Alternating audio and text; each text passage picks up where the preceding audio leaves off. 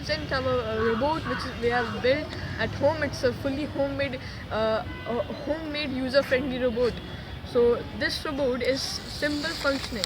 It has two types of motions. It can go about 360 degrees with the help of its rotation wheel. It has a ball at the back. This rotation ball helps it to move around like this, 360 degrees. And if you want to change the programs, you can change it by switching the wires. I'm showing you.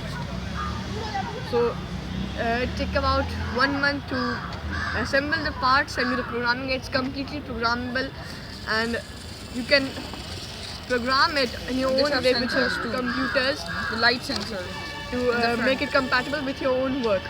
If you want to make it go straight, it's right now it has a program to go straight.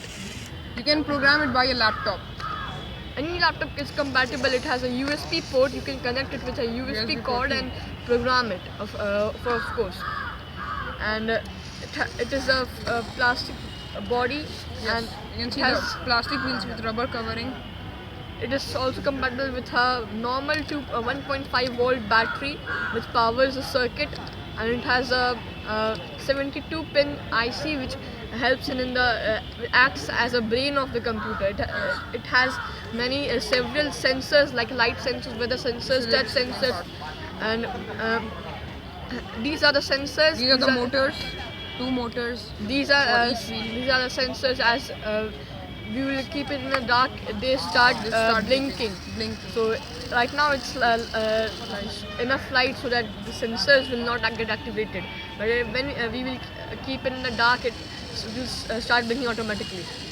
So this is a robot, and we have just named it as Mitra, and with the abbreviation of Modern, Intelligent, Trusted, and of course a rare robot which has been built by ourselves only, so you can't find it anywhere else.